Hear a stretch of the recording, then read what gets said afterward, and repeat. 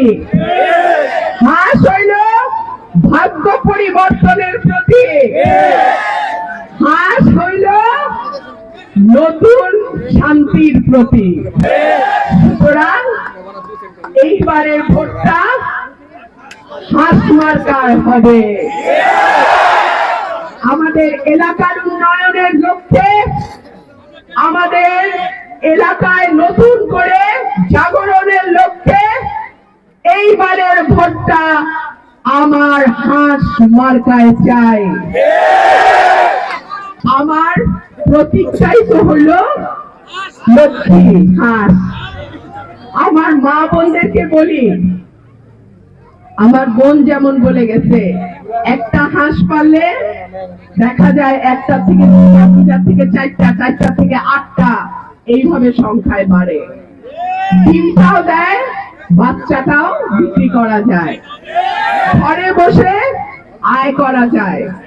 আমার মা বোনরা যাতে ঘরে বসে সংসারের কিছু খরচ নিজেরা রোজগার করে দিতে পারে, অবসর সময় সেই ট্রেনিং বা সেই প্রশিক্ষণ ইনশাআল্লাহ আমরা দেওয়ার ব্যবস্থা করব। আমার এলাকার যেই ভাইয়েরা বিদেশে থাকেন, তাদের পাঠানো টাকায় বাংলাদেশের অর্থনীতি চলে। তারা শুধু যে নিজের বাপ মা ওয়াইফ নিজের সংসার চালায় তাই না, তারা ভাইয়ের সংসারও চালায়, বোনের সংসারও চালায়।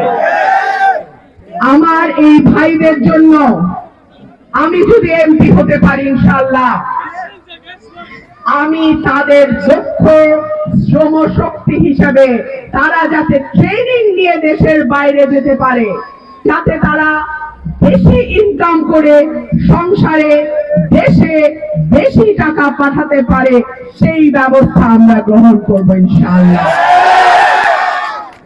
আমার এলাকায় যে বেকার ভাইরা আছেন, বেকার তরুণ যুবকেরা আছেন, দেখা যায় সরকারি চাকরি অল্প কয়েকটা, তাহলে তারা কি করবে? তারা যাতে সহজ শর্তে ঋণ নিয়ে ব্যবসা করতে পারে, তারা যাতে ছোট খামার করতে পারে বাড়িতে, সেই ট্রেনিং দেয়া, কম্পিউটার ট্রেনিং দেয়া, আউটসোর্সিং বা নতুন নতুন যেটা ঘরে বসে ইনকাম করা যায়, সেই ট্রেনিং গুলো দিয়ে তাদেরকে দক্ষ জনশক্তি হিসেবে গড়ে তোলার দায়িত্ব এলাকার এমপি হিসেবে ইনশাআল্লাহ আমি পালন করব। প্রিয় ভাইরা আমার, এই উপজেলা দুটো এবং বিজয়নগরের দুটো ইউনিয়ন আমার বাবা এইখান থেকে নির্বাচন করেছিলেন ৭৩ সালে।